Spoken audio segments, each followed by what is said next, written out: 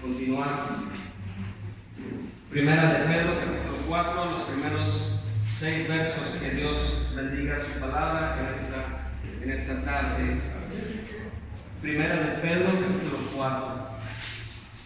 El título o el tema de esta porción que le hemos puesto a la predicación se llama La santidad, objeto de la persecución. Santidad o la santidad, objeto de la persecución. Primera de Pedro, capítulo 4, los primeros 6 versos. Dice el primer verso: puesto que Cristo ha padecido por nosotros en la carne, vosotros también, armados del mismo pensamiento, pues quien ha padecido en la carne terminó con el pecado, para no vivir el tiempo que resta en la carne conforme a las concupiscencias de los hombres, sino conforme a la voluntad de Dios. Número 3, verso 3. Baste ya el tiempo pasado para haber hecho lo que agrada a los gentiles, andando en lascivias, concupiscencias, embriagueces, orgías, disipación y abominables idolatrías. A estos les parece cosa extraña que vosotros no corráis con ellos en el mismo desenfreno de disolución y os ultrajan. Verso 5, capítulo 4 dice: pero ellos darán cuenta al que está preparado para juzgar a los vivos y a los muertos. Y por último, porque por esto también ha sido predicado el evangelio a los muertos, para que sean juzgados en carne según los hombres, pero vivan en espíritu según Dios. Vamos a dar gracias a Dios por la palabra y que la palabra pueda enseñarnos en esta tarde. Hoy en esta tarde, nuestro Dios, gracias te damos por nuestro Señor Jesucristo, quien es nuestro Redentor. Gracias porque hoy estamos, Padre, reunidos para que tú puedas hablarnos en esta tarde de nuestras vidas. Rogamos, Señor, que el mensaje sea un mensaje claro, que podamos nosotros también llevarlo a la práctica. En el nombre de Jesús, nuestro Señor. Amén. Bien, hermanos, si usted puede apuntar ahí el tema, la santidad como un objeto de persecución, es de lo que vamos a estar hablando. Como para hacer un pequeño resumen muy corto, hermanos, si usted le pregunta de qué trata la primera carta de Pedro, en resumen, hermanos, esta carta pues fue escrita por Pedro a las iglesias que estaban padeciendo persecución por causa del imperio romano. El propósito de la carta es animar a los cristianos que sufren por causa de Cristo. De veras, hermanos, ellos estaban pasando persecución. Así como dice la palabra, persecución. Y muchos probablemente se desanimaban al ver morir a sus hermanos en Cristo. La pregunta, hermanos, antes de iniciar, hermanos, ¿qué es lo que causa el desánimo en su vida? ¿Qué es lo que está causando el desánimo en su vida? Si es que usted está desanimado y quiere tirar la toalla. En aquella época, hermanos, los leones causaban desánimo en ciertos grupos de los cristianos. Estaban padeciendo persecución, hermanos. Pedro quiere animar a estos hermanos a que sigan adelante a pesar de la persecución. Hoy vamos a dividir, hermanos, en 3 partes, y Dios me permite, hermanos, ser lo más claro y lo más sencillo. Discúlpenme porque a veces fallo al momento de querer transmitir, pero oren por mí, hermanos, para que sea una predicación clara y sencilla. Me cuesta a veces trabajo, hermanos, el tiempo se viene encima y a veces me empiezo a presionar, pero Dios quiere y nos ayude y que podamos sacar, hermanos, una buena aplicación del texto. Vamos a dividir, hermanos, en 3 partes muy sencillas los versos del 1 al 6. Primera parte, verso 1, verso 2, le vamos a poner, hermanos, la realidad presente. Ubíquese, hermanos, o trasládese a la época donde los cristianos sufren o son perseguidos por causa de Cristo. Ellos viven, hermanos, una realidad presente acerca de su padecimiento y acerca de la persecución. Ellos viven una realidad presente, también vivieron una realidad pasada. Verso número 3 y verso número 4. Es fácil de dividir lo que vamos a hacer de dos en dos. Verso 3, verso 4, su realidad pasada. Realidad presente, verso 1, verso 2. Realidad pasada, verso 3, verso 4. Realidad futura, hermanos, verso 5, verso 6. Presente, hoy no nos fuimos pasado, presente, futuro. Hoy más bien nos vemos presente, pasado y futuro. Y al final, hermanos, la aplicación del texto.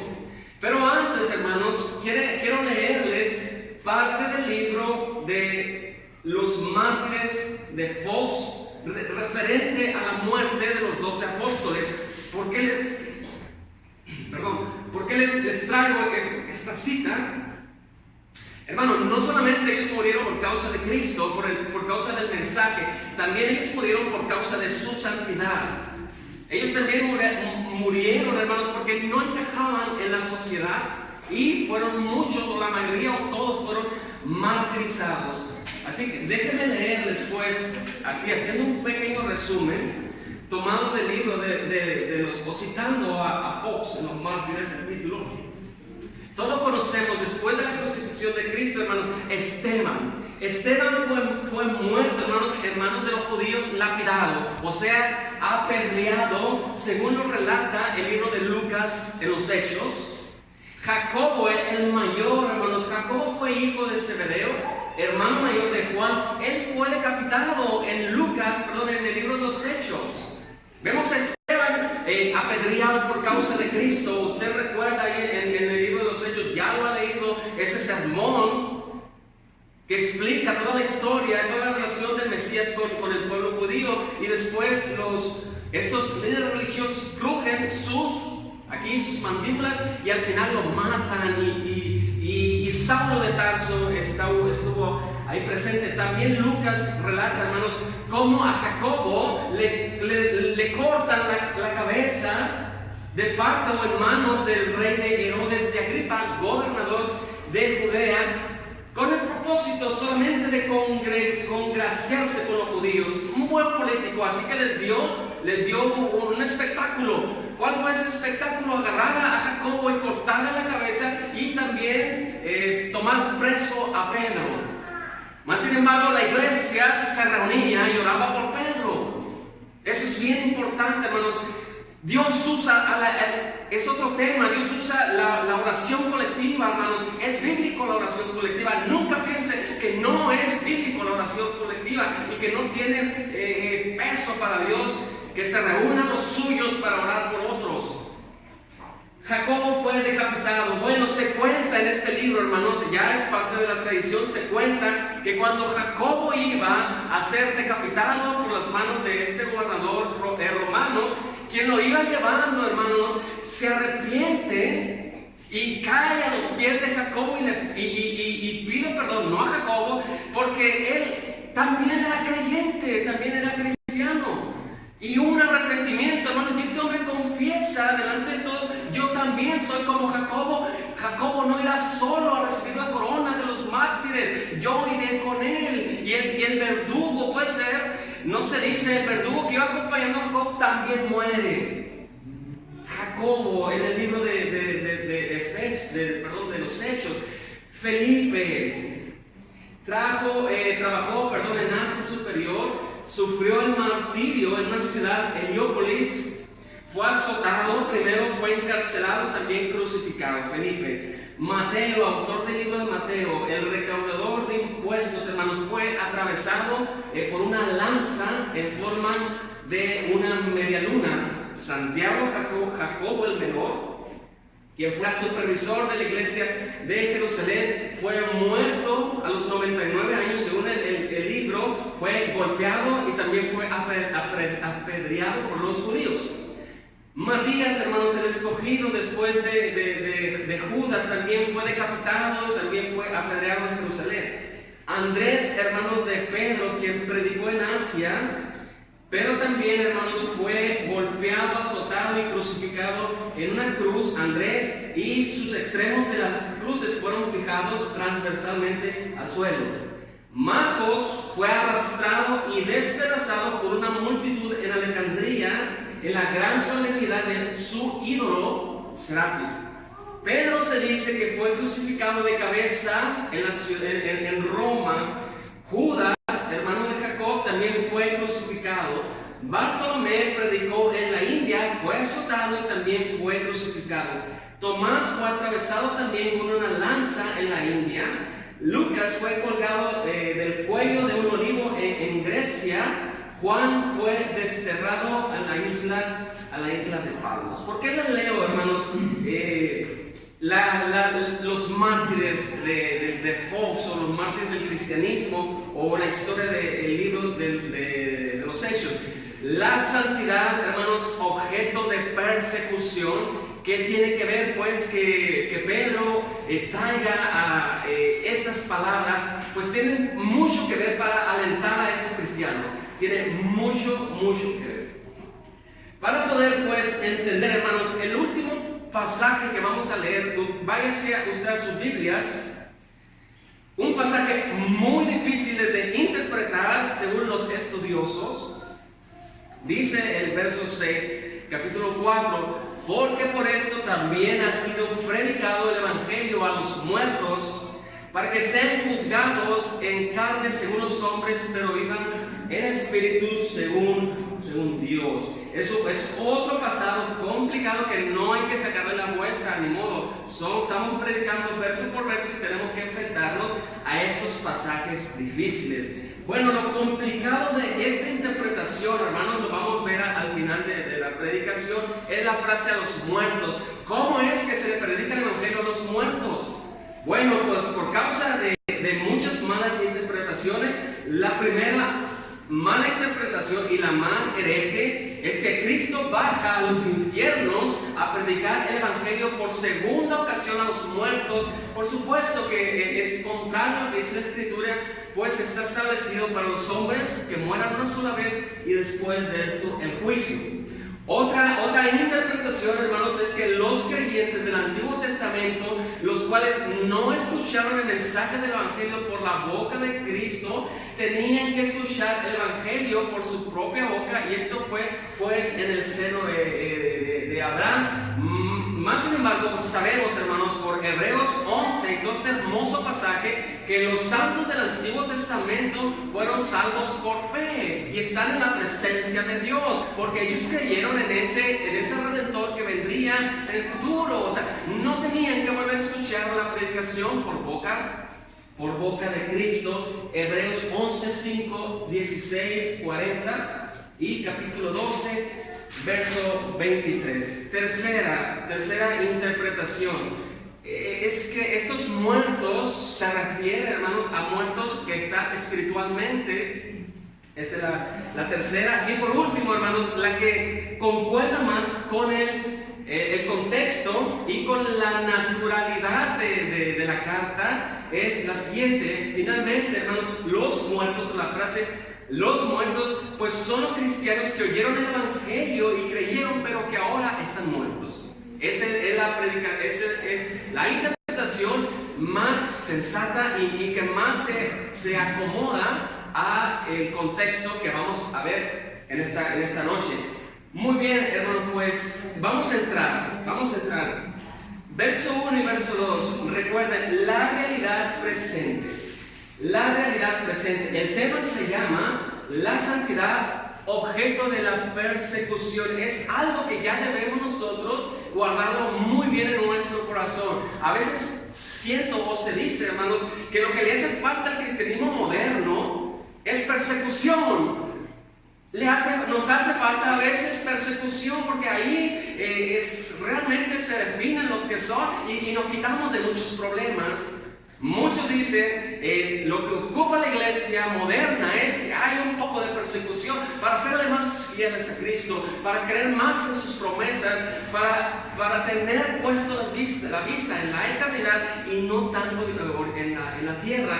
Pero bueno, verso 1, verso 2, la realidad presente de quién, hermanos, de los lectores. Espero que sea la realidad presente de nosotros también. la realidad presente de los lectores. Comenzamos pues, capítulo 4, los primeros 2 versos. Puesto que Cristo ha padecido por nosotros en la carne, vosotros también, armaos del mismo pensamiento, pues quien ha padecido en la carne, terminó con el pecado. Primer verso, la realidad presente. Hay una base, hermanos, hay una base. El mensaje es progresivo.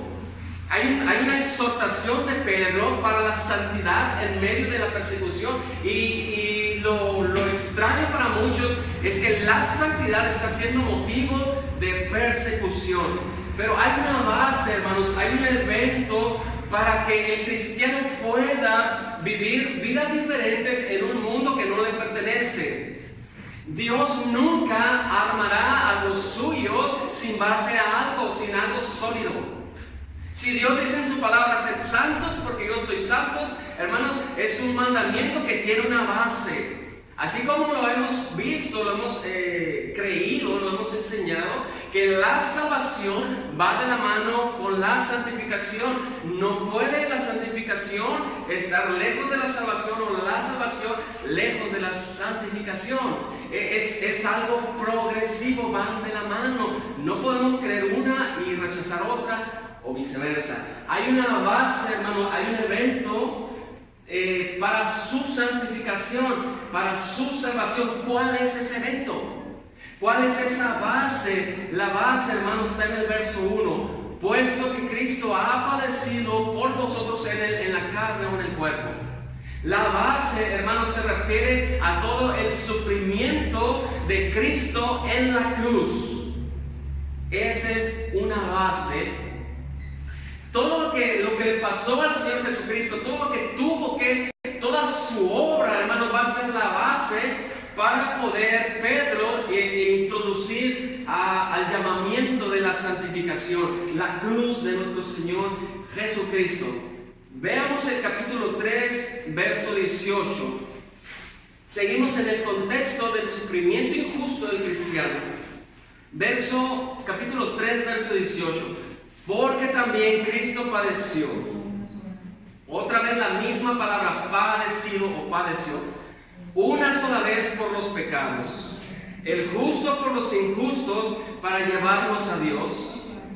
Siendo la verdad muerto en la carne, pero vivificado en espíritu. Nos habla, hermanos, lo que Pedro trata de explicar. Puesto que Cristo ha padecido por nosotros en la carne. Cristo padeció una sola vez por los pecados, una sola vez, motivo, como hemos dicho, motivo de ánimo, una sola vez, efectivo. La muerte de Cristo para borrar el pecado de nosotros, dice Pedro, fue efectiva. Ánimo, dice, ánimo, aunque estén muriendo, ánimo, no hay ya pecado delante de Dios con ustedes. El justo por los injustos, para llevarnos a Dios. Esto no significa, hermanos, no significa que ellos podían imitar a Cristo en ese sentido de llevar el pecado. No podían imitar, hermanos, en su muerte en Cristo, en ser el vicario, o sea, el sustituto, el justo por los injustos. No se refiere a eso, hermanos. Lo que la naturaleza del texto sí se refiere es que podemos imitarlo en el pensamiento, en la manera de pensar de Cristo. Vosotros, dice, ya está la base, está la muerte sustituta, la muerte vicaria de Cristo, que trajo un resultado, llevarnos a Dios. Está, hermanos, la base de ese mandamiento. Vosotros también, armaos del mismo pensamiento. La base, el sufrimiento de Cristo. Más sin embargo, Pedro hace un llamado, armaos del mismo pensamiento. Estamos en la etapa, hermanos, de la realidad presente. La realidad presente. Su Señor ha muerto en la cruz. No están solos. Él ha sido vivificado, les ha impartido vida, no están solos. Como Él ha sufrido en la carne, Ustedes ármense del mismo pensamiento. No que ustedes van a sufrir para llevar el pecado, no. Vamos a ver qué significa pues ese llamado de tomar armados del mismo pensamiento. Es un llamado, hermanos. Son llamados ellos a identificarse con Cristo en los sufrimientos. Son llamados a identificarse con Cristo. Deben de tenerlo en la mente. Su Señor ha muerto en manos de pecadores. Ellos también tienen la posibilidad de morir en manos de pecadores. Tienen que tener ese mismo pensamiento. Esta palabra armaos, según los que saben, según los comentaristas, hermanos, Pedro lo utiliza, hermanos, para despertar al creyente, para incitarlo a los creyentes a la defensa de su fe. Esta palabra es un término militar, hermanos, para enfrentar al enemigo. Pedro dice, así como su Señor, como Cristo, ha padecido en el cuerpo, ustedes también ármense del mismo pensamiento, despierten. Los está incitando, hermanos, para enfrentar al enemigo, sea físico o sea espiritual. ¿Usted tiene ese pensamiento? ¿Usted se ha armado del mismo pensamiento de Cristo? Cristo sufrió, ¿usted por qué y yo? Porque no hemos de sufrir persecución. No estoy hablando de dolores de cabeza o dolores de estómago, sino persecución por causa de Cristo. Ármense, dice Pedro, de ese pensamiento. Pedro explica, hermanos, dos realidades de los creyentes, dos realidades. Hablando de tomar el pensamiento de Cristo, ármense del pensamiento de Cristo. Número uno, hermanos, la realidad es la lucha interna con el pecado. Y ahorita vamos a ver qué tiene que ver armarse con la mente de Cristo. Número dos, hermanos, la persecución o el maltrato físico es algo que ya fue dicho. No es de sorprender, pues, que la cristiandad o los creyentes sufran el martirio por Cristo. Ya fue predicho. En otras palabras, no hay sorpresas. Veamos algunas referencias. Mateo capítulo 10. Mateo capítulo 10.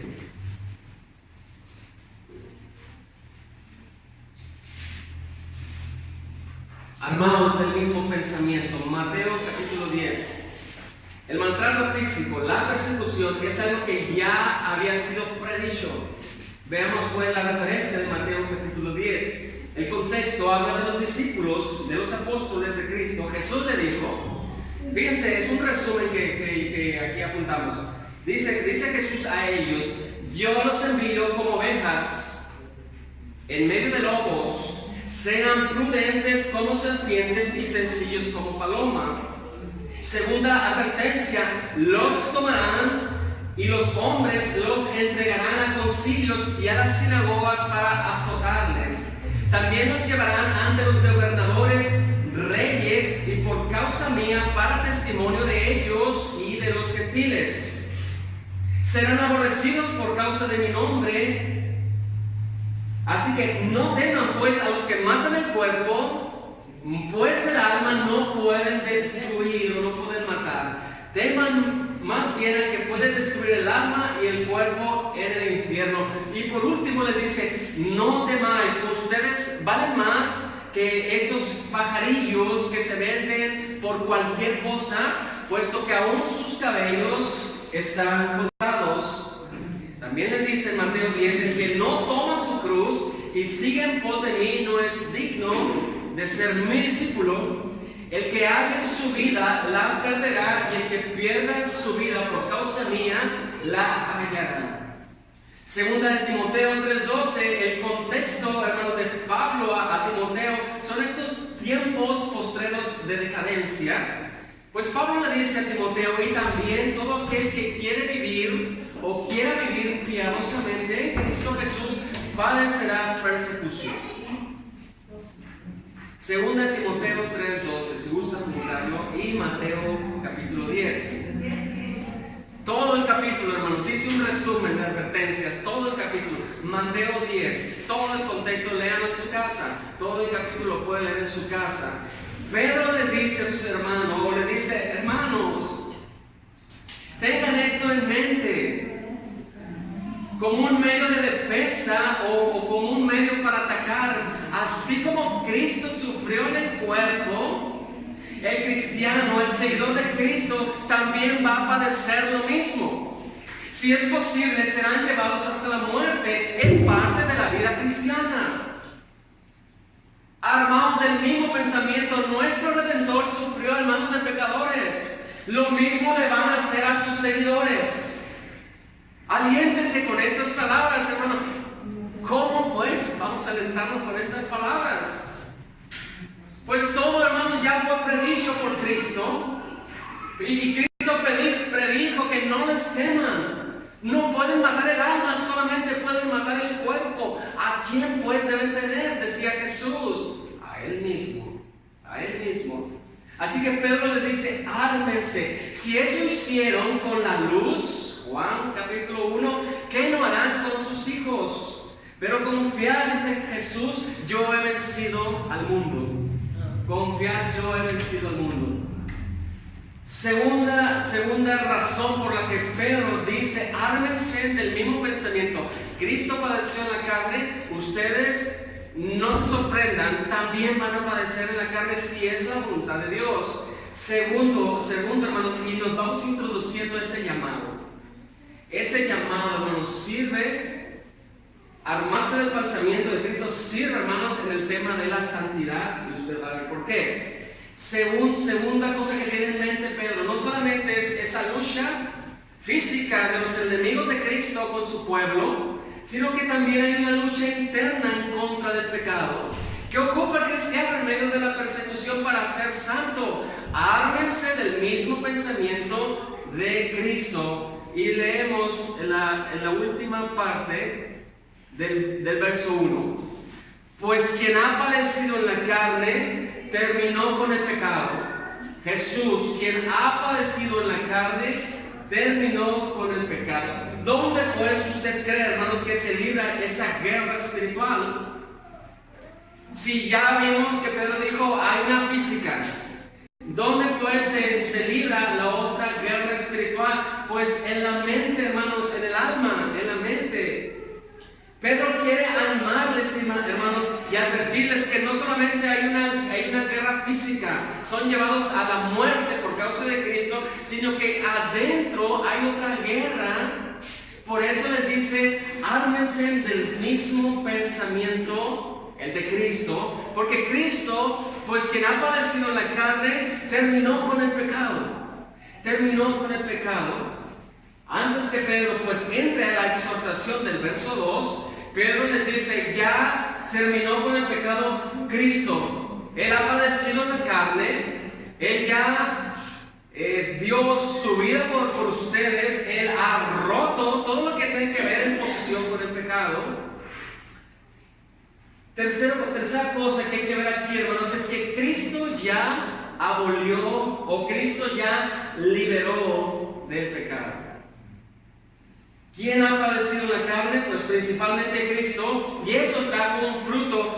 Han roto el pecado, ya son libres, ya no son más esclavos. Ya no son más esclavos. Terminó con el pecado. Esta frase se refiere, hermanos, que los lectores viven una posición privilegiada, eterna y permanente en relación con el pecado. Ya no hay señorío, Ya Cristo ha roto ese dominio y han pasado del dominio del pecado al dominio ¿de quién? De Cristo. Por eso Pedro les dice, ármense del mismo pensamiento. Cristo ha terminado con el pecado. No está diciendo Pedro que ya no van a pecar estos creyentes, sino que en su posición, su Señor deja de ser el pecado. Ahora un Señor más poderoso es Cristo. Están en diferente posición. Ármense del mismo pensamiento. Y hago una pregunta, hermanos. ¿Debe todo cristiano que se identifica con Cristo desear el sufrimiento para terminar con el pecado? ¿Debe el cristiano desear sufrir para terminar su relación con el pecado? No es lo que está diciendo Pedro, hermanos. Puesto que fue un acto de quién? De Dios, o el autor fue Dios. El hombre es recipiente y es liberado de esa posición. Ármense pues de ese pensamiento. Cristo ya terminó con el pecado en sus vidas, ya no hay un dominio sobre ustedes. Y concuerda, hermanos, con lo que dice Romanos 6. Por un lado, Pedro les dice, somos libres, ya no estamos bajo el dominio del pecado, ahora estamos bajo el dominio de Cristo. Romanos 6, si quieren apuntarlo, Pablo tiene en mente, hermanos, y alude al ejemplo del bautismo, al ejemplo de sumergir, y Pablo dice, ustedes se asemejan al bautismo de Cristo. Cristo fue bautizado, fue muerto, fue puesto en una tumba, pero resucitó, hermanos. Lo mismo sucede, dice Pablo, ustedes han muerto al pecado y ustedes han resucitado para una vida. En conclusión, tanto Pedro les dice, el pensamiento, deben de tener ustedes, aquí se libra la guerra espiritual en la mente. Ustedes ya no tienen nada que ver con el dominio que tenían antes con el pecado. Y Pablo dice lo mismo, considérense muertos al pecado, pero vivos a Dios. Del dominio. Terminando pues con la parte de la realidad presente. Verso 2, hermanos, verso 2. Después de que dice terminó con el pecado, verso 2. Y aquí está el llamado a la santidad. Llamado a la santidad. Apartarse del pecado, ser luz en medio de la oscuridad. Dice el verso 2, para no vivir el tiempo que resta en la carne, conforme a las concupiscencias de los hombres, sino conforme a la voluntad de Dios. Pedro le recuerda, hermanos, que la vida es algo muy corta. Pedro le dice, para no vivir, ya ustedes no tienen relación con el pecado, el dominio se ha ido, pero eso tiene un fruto, tiene un propósito. No vivir el tiempo que resta en el cuerpo, conforme a dos formas que se puede vivir. Primera forma, hermanos, de vida. Existen dos formas de vida. Número uno, dice el texto, conforme a las concupiscencias de los hombres, primera forma de vida, como un molde. Número dos, conforme a la voluntad de Dios. Lo que Pedro dice en esta exhortación, hermanos, es sobre el modo de conducirse en esta vida, el modo de actuar, el modo de reflejar. Hay dos caminos, solamente el del mundo y también el que refleja a Dios. Esta palabra concupiscencia se refiere a los deseos pecaminosos que brotan del alma, deseos pecaminosos para disfrutar el pecado en el cuerpo. Concupiscencia, deseos del alma, y lo otro es conformarse a la voluntad de Dios. Todos los que han muerto al pecado, dice Pedro, todos los que han terminado su relación de esclavitud con el pecado, son llamados a una libertad en Cristo. En otras palabras, son llamados a vivir de acuerdo a la forma de Dios, no a la forma del pensamiento humano, a la forma o a la voluntad de Dios. Puesto por último, para pasar a la otra parte, dice, Pedro les dice en conclusión, hermanos, Pedro les dice, armados del mismo pensamiento, el pensamiento de Cristo, para una base, hermanos, la base es la obra de Cristo. Así que ustedes sean victoriosos en la guerra, sean victoriosos en la batalla. Cristo ya los liberó del dominio del pecado. Segunda parte, pues, después que vimos la realidad presente, y podemos hacer una pequeña explicación, hermanos. Usted y yo debemos de estar conscientes, el mismo pensamiento de Cristo, de padecer alguna persecución. No nos debe de extrañar. más debía causarnos extrañez cuando nosotros nos amoldamos al mundo. ¿Qué ánimo, pues, es ese que Pedro le dice a los lectores? ¿Ustedes sufren? ¿Por qué su Señor sufre? Ánimo, les dice.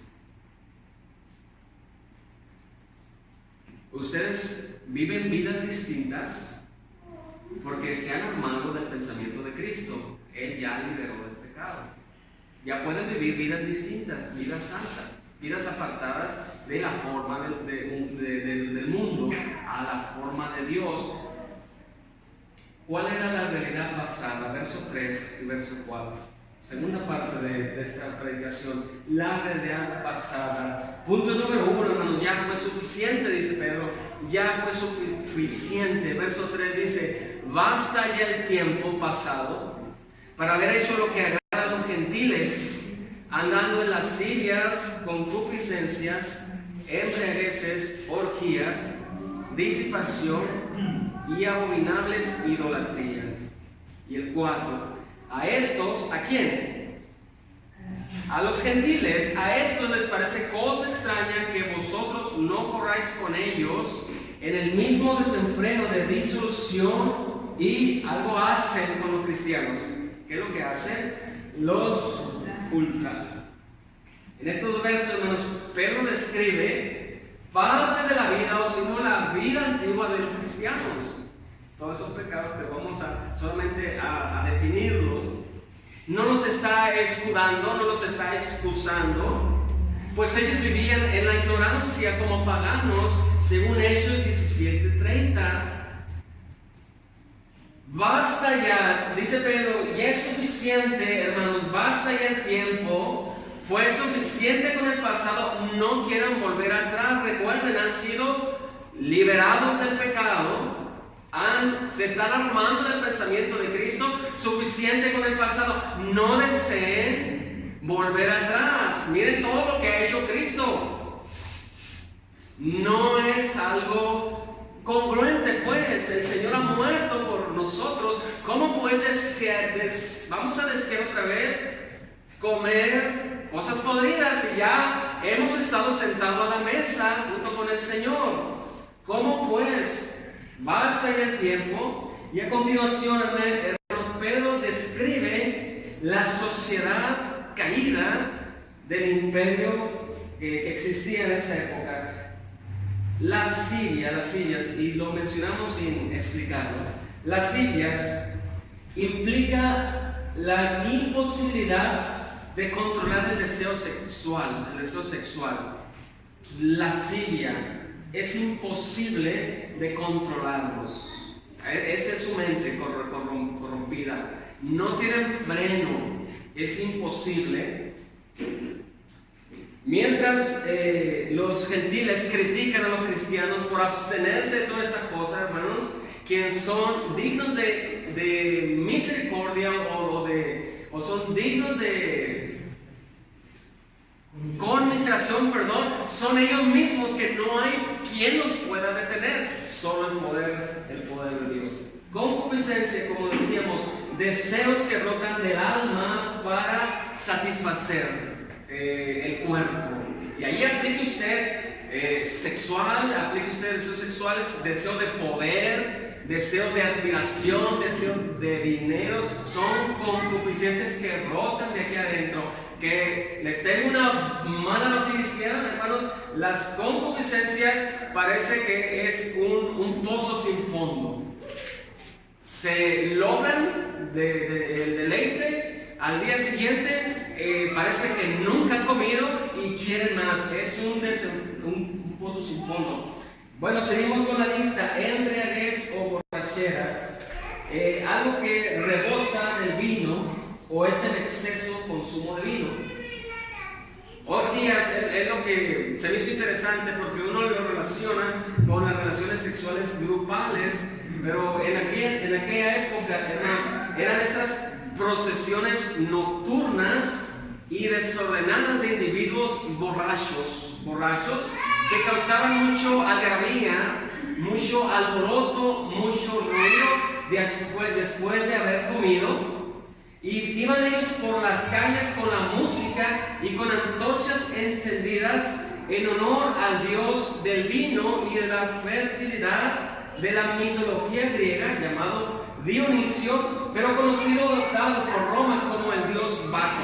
Así que era una procesión, hermanos, de degeneres. Estaban ebrios, estaban borrachos, estaban haciendo lascivia, la concupiscencia, etc. Y esa era una forma de vida de la sociedad que Pedro les dice: ustedes ya basta con el tiempo pasado para querer volver a ellas. Parrandas, una fiesta en que se bebe, pero no en exceso, pero da lugar al exceso. Y por último, pues, abominable idolatría.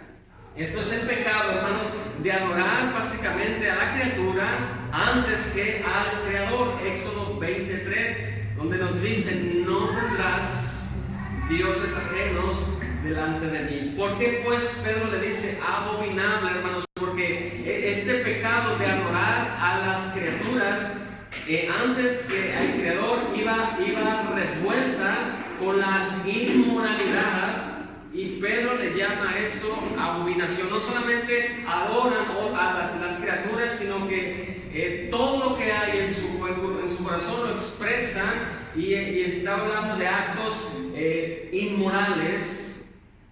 Pues esto, dice Pedro, ya no caracteriza a sus lectores. Amén por eso. Hermanos,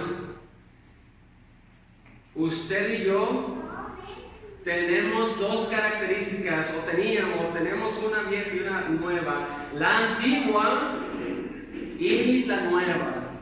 No hay creyente que no tenga una antigua y una nueva. Pues caeríamos en lo que dice el hermano Esteban en su clase de haber sido Dios. Pedro dice, hermanos, fue suficiente ya, suficiente, no quieran querer volver atrás. Pero Pedro dice, esto ya no nos caracteriza a ustedes, porque hay un fruto. Y es el tema que estamos tratando, la santidad como fruto como objeto de persecución. Es un fruto y eso es un ánimo para ellos. Esos eran ustedes antes y ahora están sufriendo ultrajo, pues ánimo. Es natural eso, ustedes no pertenecen al mundo. Son peregrinos. Bueno, hermanos, en el verso 4 vemos el escándalo aquí. Había un escándalo en la sociedad. La santidad para los gentiles, de parte de los cristianos, como decíamos, causaba asombro y causaba repugnancia, causaba persecución. Yo no sé si la sociedad de hoy y la de antigua se parece. No ha cambiado. No ha cambiado. A lo bueno ahora le dice malo, y a lo malo ahora se le dice bueno. No ha cambiado. Número 1, hermanos, es algo extraño pues para los gentiles, como decíamos, puesto que ellos son extranjeros. Hermanos, los gentiles, al ver el cambio de sus amigos o familiares, causó en ellos sorpresa. Ellos se sintieron ofendidos o se resintieron por la conducta de ellos. Qué extraño, ¿verdad? Pero así es el actuar. La luz con las tinieblas se ofendieron, se sienten sorprendidos, resentidos por la forma de conducirse bajo la voluntad de Dios. Bajo la voluntad de Dios. Segunda parte, hermano, que hay que ver aquí es que ellos se sorprenden que no corran ya con ellos. Hermano, como lo veíamos atrás, su vida se cataloga como un desenfreno o como un torrente que indica, hermanos, un derrame de la inmoralidad. O sea, imagínense usted un torbellino. Ahí van los gentiles en su torbellino de forma de vivir, y ellos dentro de su torbellino se sienten sorprendidos que ya no estén dentro de ese torbellino, o que ya no corran como si fuera una turba, una manada, como un torrente, pues.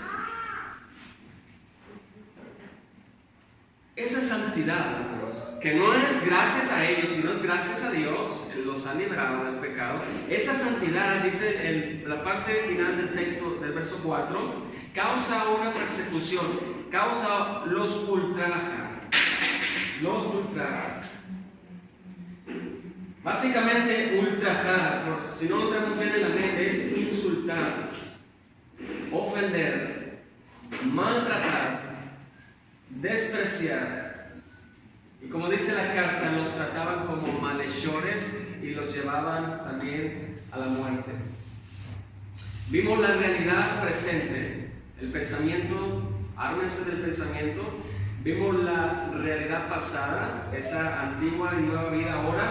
Ahora vemos para finalizar la realidad futura, verso 5 y verso 6. La realidad futura, vemos pues la primera realidad. Dice el verso 5.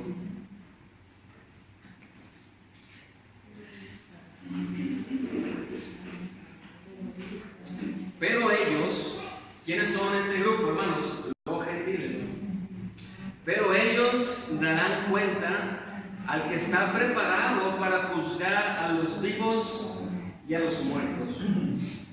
Primera realidad, pues, ese ultraje que le están causando al pueblo de Dios, esa vida de torrente llena de maldad, ese conformarse al mundo, trae una consecuencia, hermanos. Ellos han de dar cuenta, y fíjense la palabra, al que está preparado para juzgar a los vivos y a los muertos. Ellos dan cuenta, hermanos, es una expresión que ellos van a pagar lo que deben, pues. Van a pagar lo que deben, es una deuda que tienen con el Creador.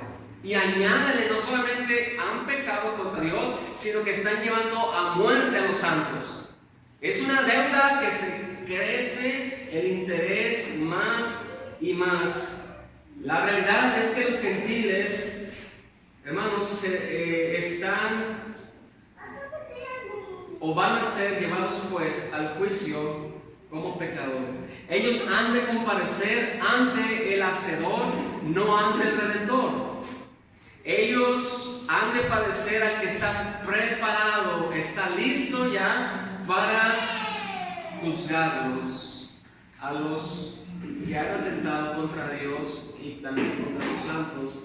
Horrenda cosa será aquel día, mis hermanos, caer en las manos de un Dios vivo. No solamente ofendieron a la persona de Dios, sino que han matado a sus hijos. Horrenda cosa pues es caer en manos de ese Dios vivo.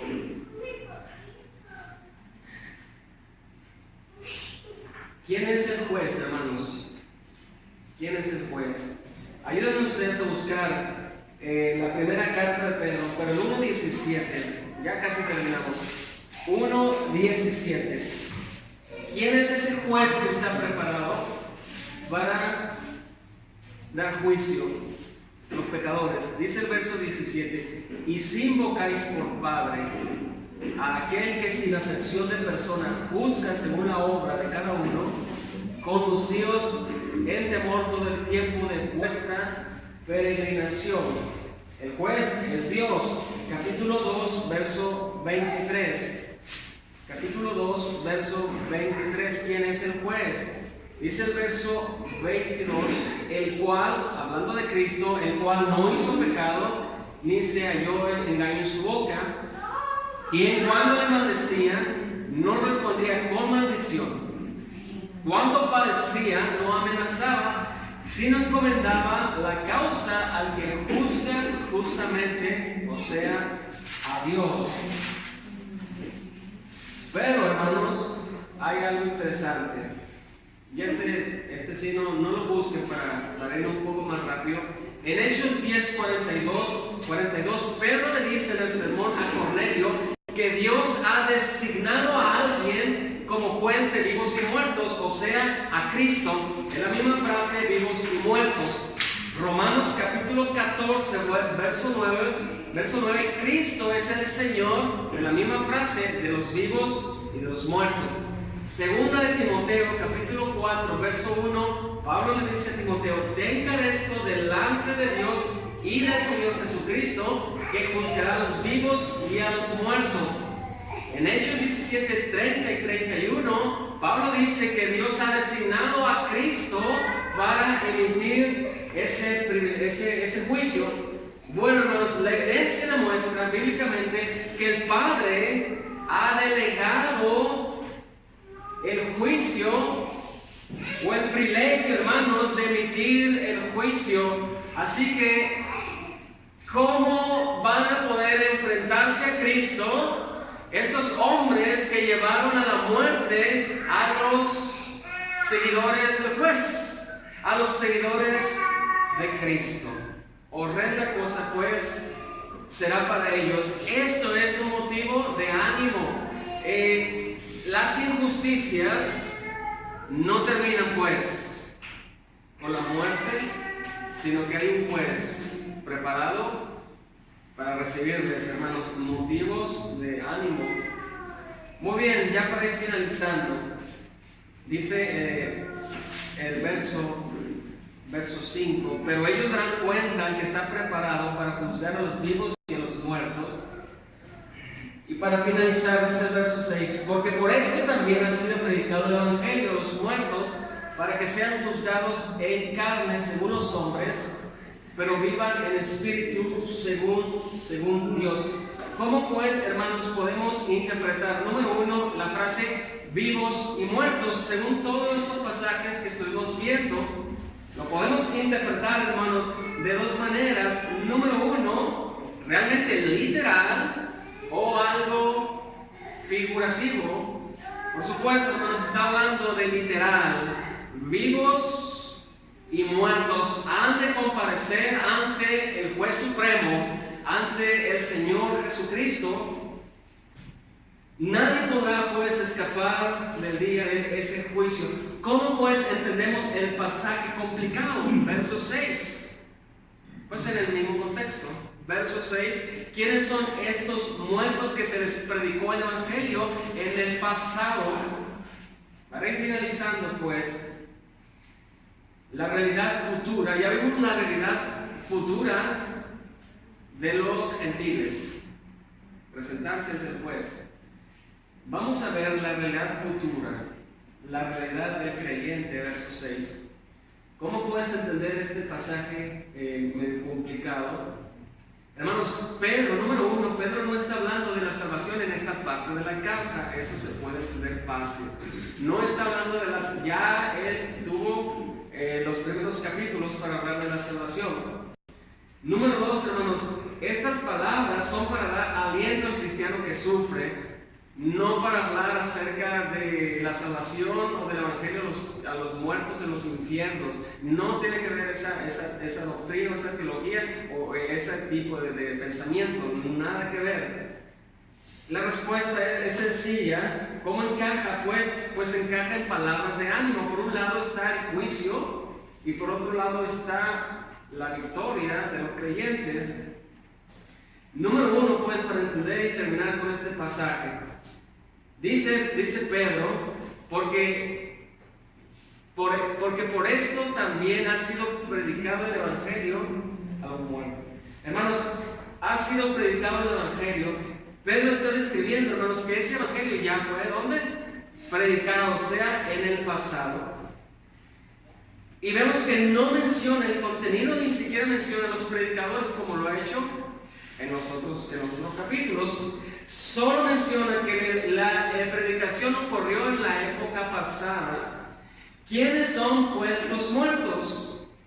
Si está hablando del martirio, está hablando de los ultrajos, o está hablando de la persecución, y son palabras de aliento. ¿Quiénes son los muertos? Pues, hermanos, los muertos son los creyentes que escucharon el Evangelio en el pasado, pero que muchos de ellos han sido muertos y han sido martirizados. Han sido muertos y han sido martirizados. Por un lado, los gentiles van ante Cristo para ser juzgados, y por otro lado, hermanos, los muertos que escucharon el Evangelio ahora viven con Dios, viven en espíritu según Dios. Segunda consideración para poder creer eso o entenderlo, hermanos, es que los muertos, los creyentes, y usted traiga en mente la lista de Fox, de los mártires de Fox, estos cristianos, hermanos, que ahora son muertos, ¿qué pasó pues? Hermanos, ellos fueron juzgados en el cuerpo según los hombres. Y usted ponga en mente al rey que decapitó a Jacob. Usted trae en mente al rey, o a Nerón, según la historia.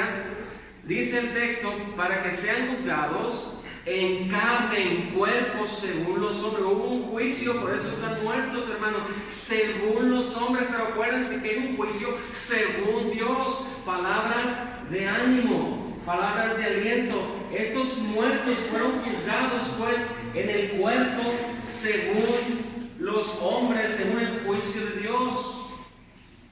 Hermanos, para los enemigos del Evangelio o de Cristo, juzgar a los cristianos fue un motivo, como dice ¿por qué decapitó en los Hechos a Jacob? Porque este juez terrenal quería congregaciarse con los líderes religiosos, matando a Jacob y queriendo matar a Pedro. Fueron estos creyentes que ahora han muerto, fueron juzgados según el juicio de los hombres. El veredicto según estos hombres, hermanos, pues fue el martirio. Estos hombres creyeron que estaban derrotando al cristianismo, pero según el ojo de Dios, ellos estaban haciendo lo contrario. Le estaban dando el triunfo al cristianismo. Le estaban dando el triunfo. Por último, pues, tercera consideración.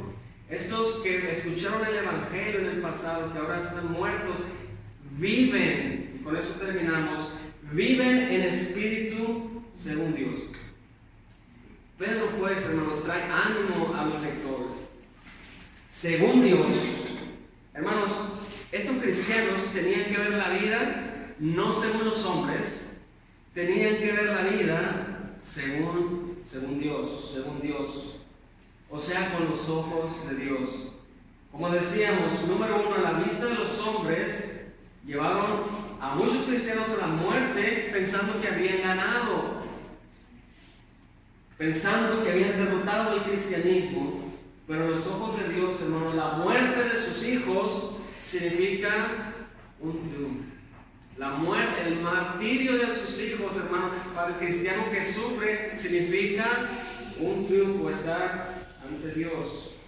Así que los que estaban vivos, hermanos, no debían de desalentarse, sino más bien debían de fortalecerse. Hermano, cuando tú lees vamos a darle fuerza al libro de Fox. Cuando usted lee cómo murió Esteban, cuando usted lee cómo murió Jacobo, cuando Esteban estaba siendo apedreado, hermanos, ya sabemos el veredicto de Esteban. Veo el cielo abierto y veo sentado a Cristo y les dice: Señor, perdónales porque no saben lo que hacen. Hermanos, cuando usted lee ese texto, sí o no, si usted es creyente, aquí se va a definir en el buen sentido. Cuando usted lee esa parte del texto, o vamos bien, cuando usted lee cómo es el que iba empujando a Jacobo, según la historia, y que se arrepiente y les confiesa: hey, yo también soy cristiano, yo también muero junto con Jacobo, y los dos mueren, hermanos. Al cristiano verdadero, lejos de sentir un temor por la muerte, se fortalece. No sé si les pasa a ustedes, pero tan solamente al leer la palabra de Dios, como Cristo estuvo con ellos, como Dios estuvo con ellos en su muerte, causa fortalecimiento y no causa pues amor a esa forma de vida de concupiscencia del hombre. Causa un amor pero eterno. Hermano, cuando el cristiano verdadero lee, vamos viendo la palabra, y ve cómo sufrieron por causa de Cristo, lejos de renunciar y de volver atrás. El cristianismo verdadero va para adelante. Es algo de Dios. La aplicación, pues, para terminar, aparte de las palabras de aliento, Pedro le dice: su situación presente es esta, anímense. Su situación pasada fue esta, anímense. Su situación futura será esta, ánimo, le dice. Hermano, para finalizar, una aplicación muy corta, por causa del tiempo. Tenga mucho cuidado usted de la autocompasión. ¿Qué tiene que ver, pues, con la predicación? Hermano, ¿usted por qué se desanima? ¿No será que se está, o yo me incluyo, o incluye al cristianismo en general, ¿no será que tenemos demasiado amor a nosotros mismos? Que cualquier cosa que pase en nuestras vidas sentimos una abrumadora autocompasión y nos estamos desanimando por cualquier motivo. Piensa ahorita por cualquier motivo. ¿Por qué usted puede desanimarse o estar desanimado? ¿No será un pecado de autocompasión, de egoísmo, de solo pensar en sí mismo y no pensar en los demás? O mejor diga usted: esta leve tribulación produce en mí un más mayor y eterno peso de gloria. Lo que yo sufro, ya sea interno, ya sea externo, sea persecución o sea lo que usted quiere y mande, lo que usted sufre en Cristo o sufra en el Señor, nuestras palabras tienen que ser: esta leve tribulación ha de pasar, es momentánea, más sin embargo produce un más eterno peso de gloria. Llegar a decir, hermanos, llegar a decir como Pablo dijo: yo traigo en mi cuerpo las marcas de Cristo, traigo los azotes, traigo las piedras en mi cuerpo, traigo los desvelos, traigo la ingratitud, traigo los naufragios, traigo las picaduras de serpiente, traigo los reproches, traigo lo que usted sabe del apóstol Pablo, lejos, hermanos, de cometer ese pecado de autocompasión. Pobre de mí, estoy desanimado porque me hicieron esto. Estoy desanimado porque en la iglesia no hacen esto. Estoy desanimado porque mis hermanos no hacen lo otro. ¿Y usted qué está haciendo para Cristo? Pues, ¿qué está haciendo para sus hermanos? Tenga cuidado, pues, de la autocompasión. Lo único o lo último, pues, que sintieron aquellos hombres que murieron martirizados por causa de Cristo fue autocompasión, hermanos. Ellos solo miraban, como Esteban dice: yo veo el cielo abierto y veo al Hijo de Dios sentado a la diestra de Dios Padre. Finalizamos leyendo capítulo 3, verso 22. No cometamos ese error, pues, de ser demasiados autocompasivos. Como pensando, hermano, que por qué sufrimos de una u otra manera. Hermanos, está predicho, pues, hemos pues de sufrir por causa de la verdad, por causa de Cristo. Dice el verso 22 para finalizar: quien habiendo subido al cielo está a la diestra de Dios, y a él están sujetos ángeles, autoridades y potestades. Oremos. Te damos gracias, nuestro Dios, porque Cristo tiene una posición privilegiada. A él están sujetos absolutamente todas las cosas. Si un día, nuestro Dios, como está predicho, hemos de sufrir por tu nombre, por causa de tu nombre, por causa de Jesús, ayúdanos a ver, pues,